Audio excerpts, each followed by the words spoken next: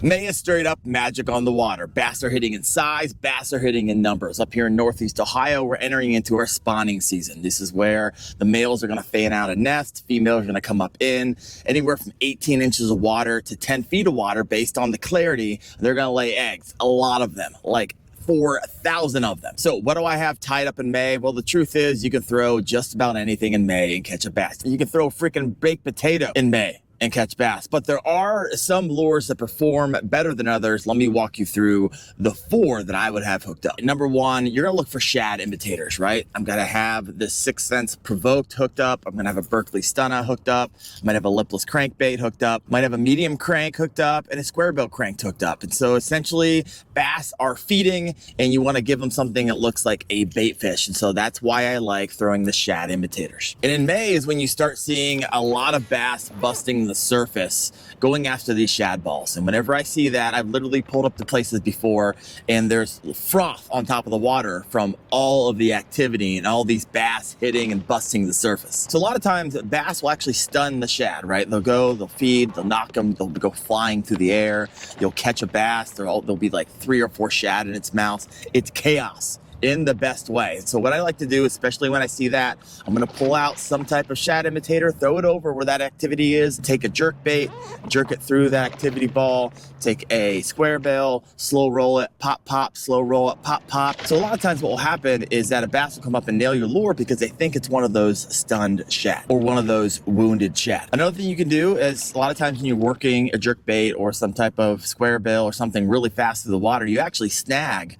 one of those bait fish. So highly recommend just don't throw that back in, right? Try to match that bait fish with a lure that you have on your vessel. And when you dial in that size that they're eating, gotta be juicy. All right, little tip for you. Bass are maximum reward, minimal effort. So a lot of times if they're not hitting as you're popping it through the bait ball, a lot of times what I like to do, especially if I have like a floating square bill, I'll pop it and let it float to the surface. And for whatever reason, sometimes when everything else is failing, that will work. All right, lures that'll get my money. This is an Alpheus 1.5. It's hand painted by Knockout Baits. I also like the KVD 1.5. It's a sexy shad color. I also like the Spro Little John. I just lost it unfortunately, but man, that thing picked up a lot of fish for me. That is the nasty shad color. If I have a jerk bait, I'm gonna be throwing a 6.8 medium powered on around 12-pound straight fluorocarbon. And for square bill crankbaits, I'm usually throwing a 7.3 foot rod, and I'm throwing that typically on 17-pound straight fluorocarbon. All right, lure number 2, especially if I'm trophy hunting, I am breaking out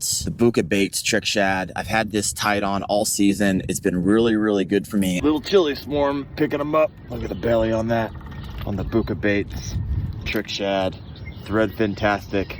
Man, this bait is on fire. When I do catch bass with this Trick Shad, it's usually, I'm not usually getting the numbers. Sometimes, especially if they're hitting a jerk bait, they'll also hit the Trick Shad. I'm throwing this, but this is gonna be my trophy hunter. So this is, I believe, a 6-inch bait. This is the thread fantastic color. And the beauty of this particular lure is it has a lot of drawing power, right? So I'll even fish this in 20 feet of water and it'll get those big girls to come up and chomp on it. So my setup for the Buka Baits Trick Shad, I am going to have a 7.3 medium powered fast action rod.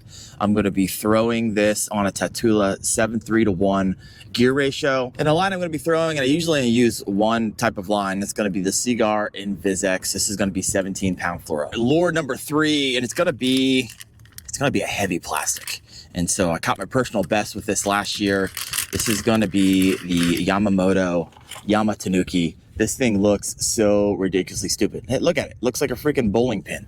Nonetheless, this is going to be the 3.5 inch. I like the green pumpkin black fleck. I caught a 7-pounder last year up here in Northeast Ohio. That's like trophy. So how you hook this up is you take a EWG 5/0 hook, run it through like you would a Texas rig, and it's got slits in it. So you're going to bury the hook tip, which is really nice. And you don't need any type of weight. The lure is the weight. All right, so you can do a lot with the Yamatanuki, right? You can skip this. You can skip it under docks. You can skip it under overhangs. It does really well with skipping. You could also throw it into lily pads. Man, this thing looks really juicy. It'll follow the bottom and it's weedless. So that's really nice. But where I've had the most luck with this is actually we'll throw it in timber. So if I have a tree that's fallen down, a lot of times most individuals will kind of just cast on the outside. I throw this right in the middle of it, let it fall down those holes. It's got like a blunt tip on the end right there.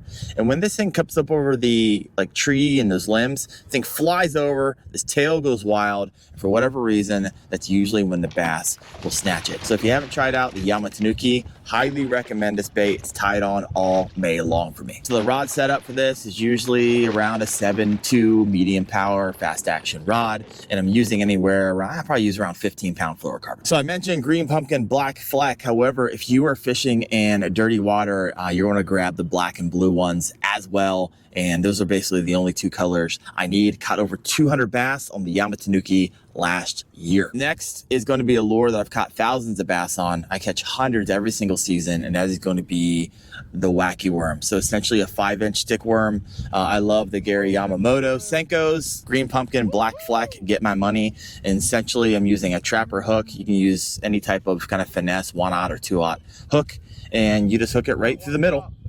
It's so stupid. And as you pull it through the water, it does this butterfly action, and then it sinks and flutters.